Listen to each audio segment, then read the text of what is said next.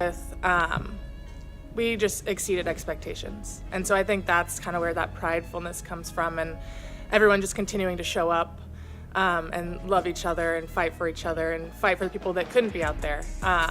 So yeah, I think proud is like the biggest sentiment following the season. This offseason's very uncertain for the entire league in general, but you're a free agent for the first time. Have you thought about what free agency might look like for you? Why would a player as dedicated as Lexie Hull leave the court in tears? Not because of injury or scandal, but because she was cut right before the season began. And why are so many whispers tying her shocking exit to Stephanie White, the head coach of an entirely different team? What really happened goes beyond simple rivalry or bad luck. It exposes the harsh new reality of the WNBA. This is a story of broken dreams, impossible choices, and the dark side of success that few dare to discuss. The news hit like a lightning strike. Just days before opening night, the Indiana Fever announced they were releasing Lexie Hull, a former first-round draft pick celebrated for her grit, hustle, and relentless energy. Fans were stunned. How could someone who had given everything to the team be pushed out so suddenly? It didn't feel like a routine roster cut. It felt personal, and the silence from the Fever's front office only deepened the mystery. Social media erupted with outrage and confusion. Supporters who had watched Hull grow year after year couldn't understand how such a hard-working, selfless player could be discarded so easily. To many, she wasn't just another name on the roster. She embodied the Fever's identity, effort, loyalty, and heart. The timing made the decision even more painful. Training camp had just wrapped up. Players had spent weeks battling for roster spots, grinding through long practices, and building chemistry. Hull was said to have been one of the hardest workers in camp, giving everything she had, believing she'd earned her place. Then, right before the season began, came the call that shattered it all. Teammates were reportedly devastated.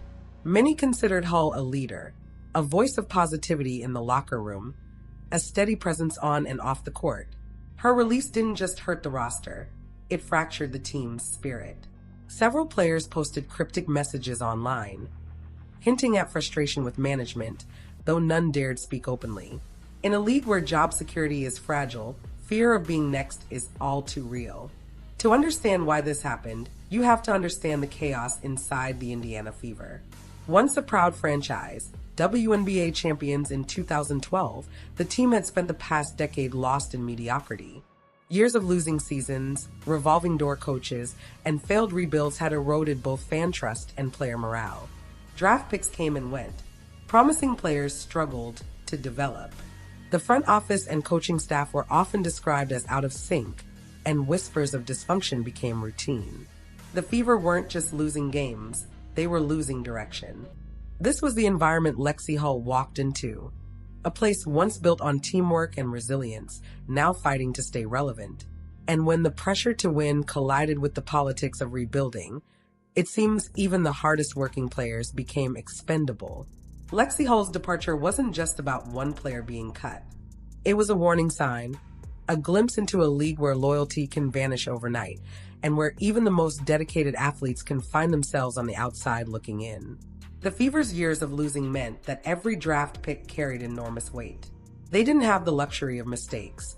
Every young player was expected to be the cornerstone of a rebuild. Each new face symbolized hope for a franchise desperate to climb out of the basement. But in the WNBA, hope doesn't win games. And for the Indiana Fever, the pressure on those young players to deliver immediately was suffocating. Everything changed when the Fever won the draft lottery. The arrival of Caitlin Clark, a player who had already rewritten the rules of women's basketball, transformed Indiana overnight. Clark didn't just bring elite talent, she brought the full weight of the spotlight. Media attention, sponsorships, record-breaking ratings, and expectations so massive they could crush an entire organization. Suddenly, the Indiana Fever weren't just another rebuilding team. They were the epicenter of the basketball world. Clark had become a cultural phenomenon long before stepping into the WNBA.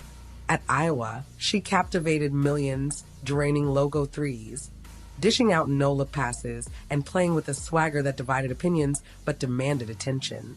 Whether fans loved her or hated her, they watched her. Her college games shattered viewership records, competing with men's basketball for ratings. So when she declared for the WNBA draft, it wasn't just a sports story, it was a national event. Analysts debated for months what her arrival would mean for the league, and the team lucky enough to draft her. When the Fever won the #1 pick, it felt like divine intervention. A once-forgotten franchise handed the keys to women's basketball's most electrifying superstar. But with that gift came unprecedented pressure. Every move the Fever made from that moment on would be dissected by fans, sponsors, and the media. The organization knew that their window to capitalize on Clark's presence was small. They couldn't afford slow development. They couldn't afford loyalty. They couldn't afford mistakes. Every roster spot suddenly became a battleground. The front office shifted overnight from rebuilding to win-now mode. Veterans were signed. Trades were made. Every player on the roster was reevaluated, not based on past effort or potential, but on one question: can she help Caitlin Clark win games right now? That shift came with casualties. For players like Lexie Hull, hardworking, team first, developing talent, the timing couldn't have been worse. Despite her relentless effort and potential, she became collateral damage in the Fever's transformation. Her story wasn't about failure. It was about being caught in the crossfire of a franchise chasing instant results under impossible expectations. To truly understand decisions like this, you have to look at the economic reality of the WNBA.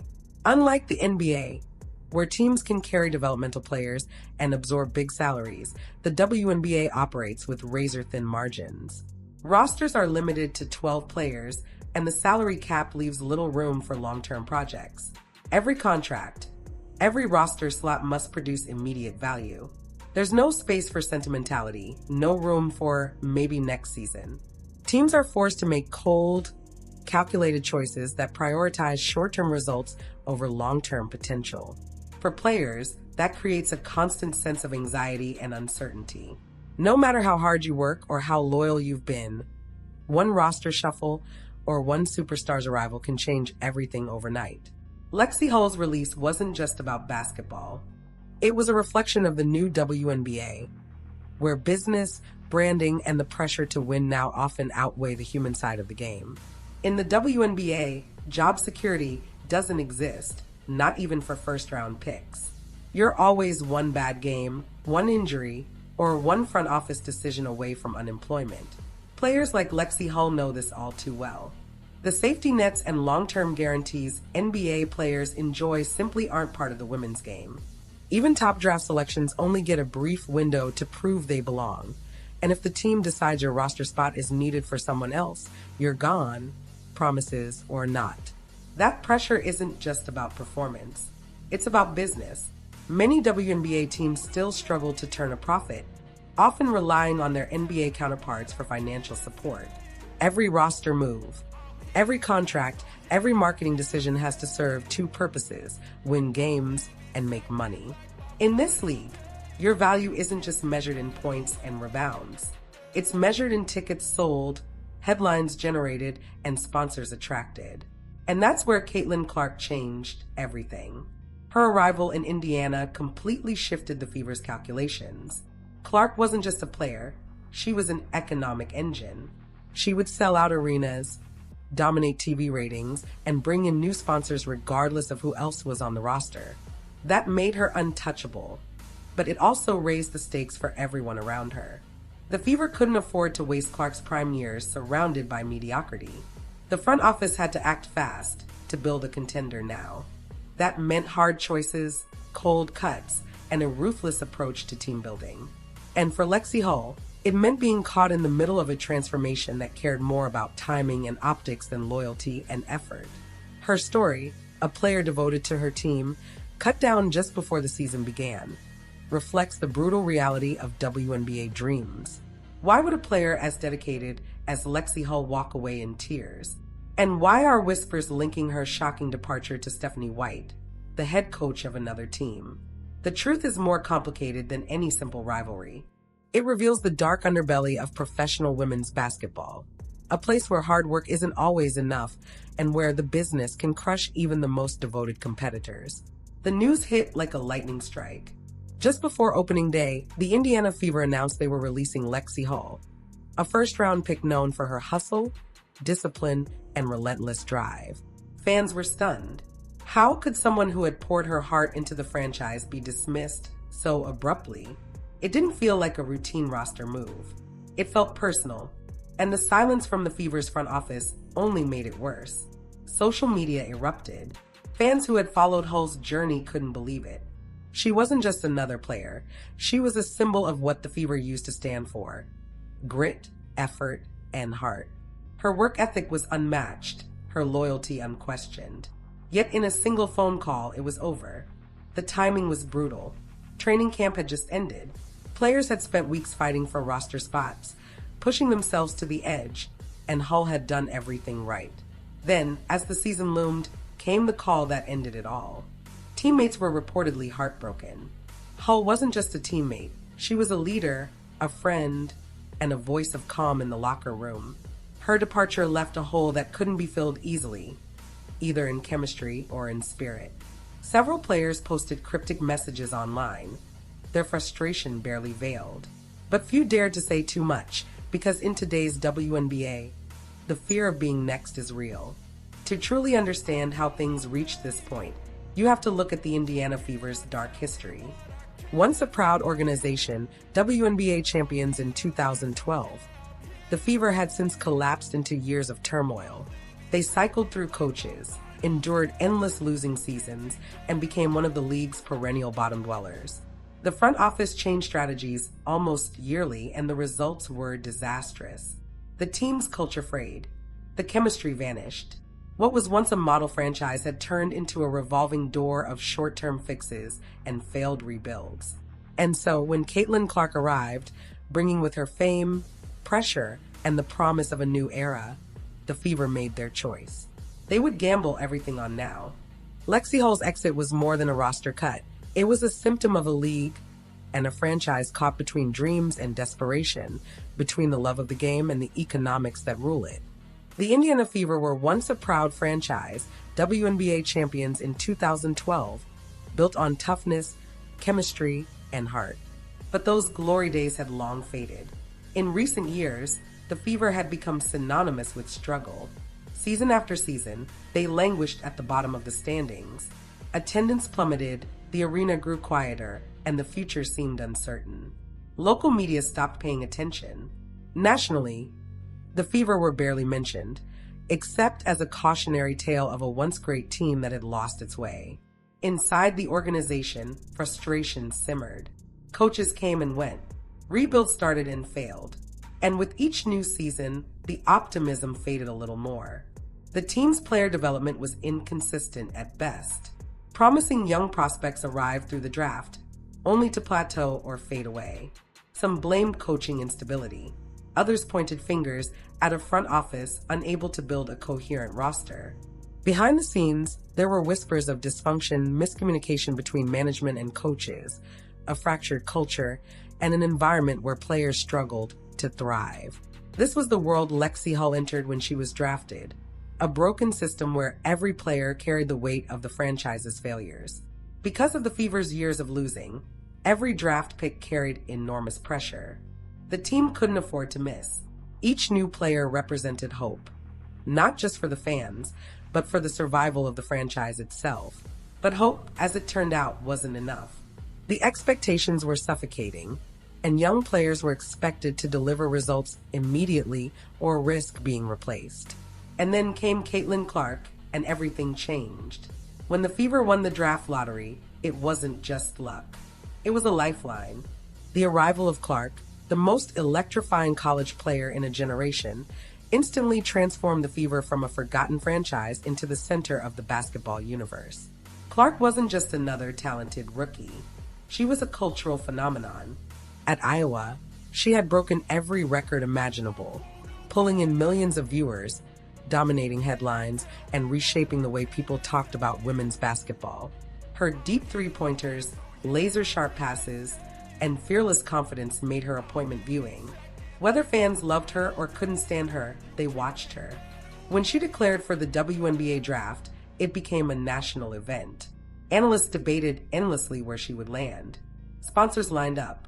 Networks prepared for record ratings. And when the Fever won the #1 pick, it felt like they had struck gold. Not just a player, but an entire brand. But with that came unimaginable pressure. Clark didn't just raise expectations, she rewrote them. Suddenly, the Fever were no longer rebuilding, they were expected to win now.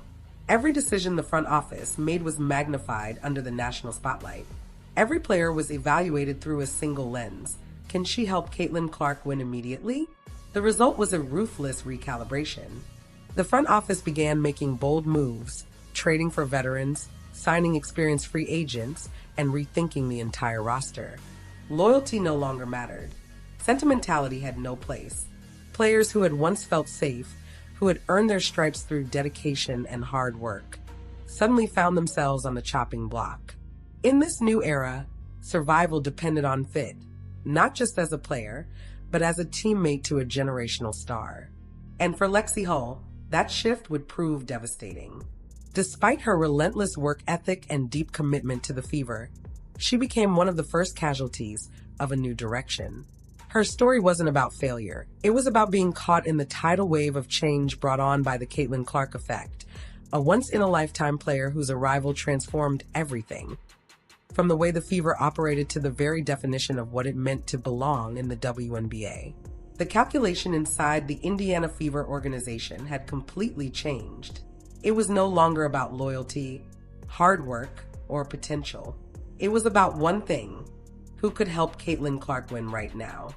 The team's old developmental mindset was gone, replaced by a win-now urgency fueled by unprecedented pressure. And caught in the crossfire was Lexie Hull, a player who embodied everything a franchise says it wants: effort, discipline, and heart, but who suddenly didn't fit into the Fever's new equation. The harsh economics of the WNBA. To understand why players like Hull get cut, you have to understand the financial reality of the WNBA. Unlike the NBA, where massive payrolls and deep rosters allow teams to stash developmental players, the WNBA runs lean. Each team can only carry 12 players, and the entire salary cap is a small fraction of what a single NBA star earns in a year. Every roster spot, every dollar, every decision has to produce immediate value. That leaves no room for patience. Teams can't afford to wait on potential. There's no luxury of keeping players who might develop later, or who simply work hard and fit the culture.